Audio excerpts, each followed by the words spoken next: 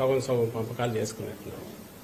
అంటే ఏటావాత మొత్తంగా చూస్తే ఈ ఎగ్జిట్ పోల్స్ ఎవరైతే సీరియస్గా అంటే ఇక్కడ స్టేట్ ఓరియంటేషన్తో మన రాష్ట్రం కానీ ఇక్కడ మాత్రమే ఫీల్డ్లో ఉండి ఇక్కడ రెప్యూటెడ్ సంస్థలుగా ఉన్న వాళ్ళు చేసిన వాటిలో పాజిటివ్ ట్రెండ్ అయితే కనిపిస్తుంది వైఎస్ఆర్ కాంగ్రెస్ పార్టీ. ఢిల్లీలో కూర్చొని పార్లమెంట్ యాజ్ ఏ యూనిట్గా తీసుకొని 100-200 శాంపుల్స్ వాళ్ళు ఎక్కడెక్కడ ఫోన్ల మీద తీసుకుంటారో ఎట్లా అలాంటి వాటిలో కొంత బీజేపీకి అడ్వాంటేజ్ ఇవ్వాలనే ఒక ముందే టార్గెట్ పెట్టుకొని చేసినట్టు అనిపిస్తుంది. సో ఏదేమైనా ఇంకా 48 అవర్స్ మనకు ఈ టైంకు ఐ థింక్ ఎల్లుండి మొత్తం ఈవీఎంలన్నీ ఓపెన్ అయిపోయింటే రిజల్ట్ కూడా ఆల్మోస్ట్ తెలిసిపోయి ఉంటుంది. పాయింట్ వచ్చి ఇక్కడ ఏదంటే మళ్ళీ ముందు నుంచి మేము చెప్తున్నదే మళ్ళీ చెప్తున్నాం. ఈ 5 ఏళ్లలో మా ప్రభుత్వం, జగన్మోహన్ రెడ్డి గారి ప్రభుత్వం, జగన్మోహన్ రెడ్డి గారు వ్యక్తిగతంగా ఆయన ఒక నాయకుడిగా ప్రజల్లోకి పార్టీని తీసుకెళ్లినంతగా కానీ లేదా ఒక కొత్త రకం విప్లవాత్మకమైన మార్పులు తీసుకురావడం కానీ వేటి ద్వారా అయితే పేదలందరూ కూడా బాగా లబ్ధి పొందారో ఆ లబ్ధితో ఆర్థికంగా వెసులుబాటే కాకుండా సాధికారత కూడా సాధించుకున్నారు. వాళ్ళందరూ ఖచ్చితంగా తమ ఆదరాభిమానాలు జగన్మోహన్ రెడ్డి గారికి మా పార్టీకి చూపించారనేది ప్రస్ఫుటంగా ప్రతి మా ఎలక్షన్ క్యాంపెయిన్లో కానీ లేదా అంతకుముందు గడప గడపకపోయినప్పుడు పార్టీకి వచ్చిన ఆదరణలో కానీ కనపడుతుంది. అటువైపు ఏం జరిగింది, కూటమి అనేది వాళ్ళు ఫామ్ అయినప్పటి నుంచి చంద్రబాబు నాయుడు గారు కానీ తర్వాత పవన్ కళ్యాణ్ గారితో పెట్టుకున్నాకైనా ఆఖరణ బీజేపీ పంచన చేరి రోజుల తరబడి కూర్చొని వాళ్ళని ఎట్టోట్లా ఒప్పించుకొని వాళ్లకు వాళ్ళు అడిగినన్ని సీట్లు కొంత ఇచ్చి సర్దుబాటు చేసుకున్నా ఒక గ్రాండ్ అలయన్స్ లాగా అయితే బాగా కనపడింది. అంటే అందరూ కలిసి ఏకమయ్యారు. జగన్మోహన్ రెడ్డి ఎవరో ఒక పక్క ఉన్నారు, అందరూ కలిసి ఏకమయ్యారు అన్న దాంతో పాటు వచ్చే సౌండ్ ఏదైతే ఉందో అది మాత్రం చాలా పెద్దగా వచ్చింది. రాష్ట్రమంతా వాళ్ళ ఇష్టం చెదిగారు, అటు తిరిగారు, ఇటు తిరిగారు, నాయకులు ఎక్కువ మంది.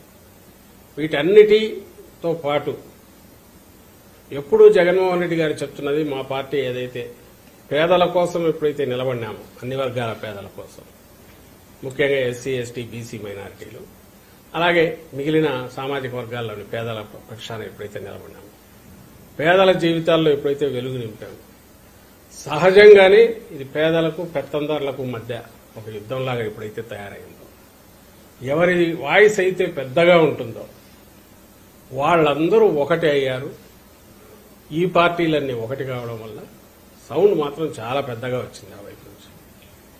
దాన్ని పట్టుకొని అక్కడి నుంచి దాని మీదనే మొత్తం బిల్డ్ చేస్తూ సెంటర్లో ఉన్న దీంతోనూ ఎన్నికల కమిషన్ మీద ఒత్తిడి తీసుకొచ్చో మీరు గమనిస్తే గత నెల రోజులుగా ఎన్నికలకు ముందు నుంచి వస్తున్న డైరెక్షన్స్ కానీ మెల్లగా పూర్తిగా ఎలక్షన్ కమిషన్ ఒక నిష్పక్షపాతంగా ఉండాల్సిన ఒక పెద్ద మనిషి, ఒక ఆర్బిట్రేటర్ లేదా ఒక అంపైర్ ఎట్లుండాలనో అది వదిలేసి ఏకపక్షంగా అడ్డదిడ్డంగా డెసిషన్లు తీసుకోవడం ఇవన్నీ కంటిన్యూస్ చూస్తూనే ఉన్నాం.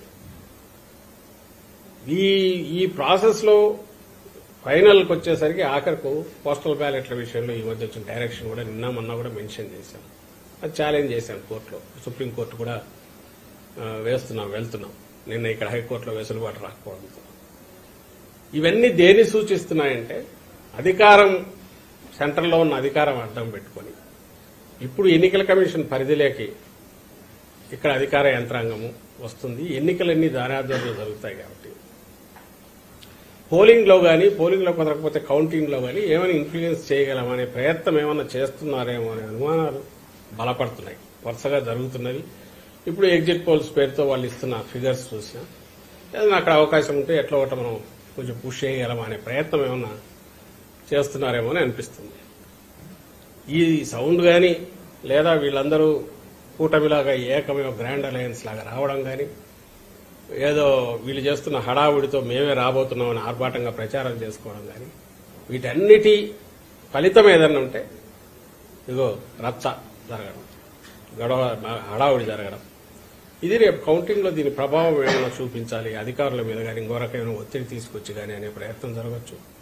ఈ విషయమే మా పార్టీ వాళ్ళకు కూడా అందరికీ చెప్పాం, సంయమనంతో ఉండండి, ఎక్కడ ఇది కావద్దు, but at the same time గట్టిగా నిలబడండి, అబ్జెక్షన్స్ ఎప్పటికప్పుడు రైజ్ చేయండి, ఫోకస్డ్గా ఉండండి అని చెప్పాం. అండ్ దీంతో పాటు నిన్న వచ్చిన సర్వేలు కానీ వాటిలో చూస్తే మళ్ళీ మేము ఫీల్ అయ్యేదైతే ఈ సర్వేల్లో ఏదైతే రియల్గా ఫీల్డ్లో జరిగిన వాటికంటే కూడా ఇంకా మరింత మెరుగైన, చాలా మెరుగైన రిజల్ట్స్ ఉండబోతున్నాయి. ల్యాండ్ స్లైడ్ ఇది ఉన్నా ఆశ్చర్యపోవాల్సిన అవసరం లేదు. ఎందుకంటే మన సైలెంట్ ఓటు, వేరే ఊర్ల నుంచి వచ్చిన వాళ్ళు అయినా కూడా హైదరాబాద్ కానీ బెంగళూరు కానీ ఎక్కడికైనా బతుకు తెరువు కోసం పోయిన వాళ్ళు అయినా ఎవరైతే జగన్మోహన్ రెడ్డి గారి వల్ల కంటిన్యూస్ గా బెనిఫిట్ కావడమే కాదు, అదే కంటిన్యూస్ గా బెనిఫిట్ కావడము, దానివల్ల వాళ్ళ ఫ్యామిలీస్ అన్ని బాగుపడడం, ఈయన ఉంటేనే మరింత మాకు మేలు జరుగుతుంది అని అనుకోవడం వల్లనే గతంలో ఎన్నడూ లేనంతగా వచ్చారు ఇక్కడికి.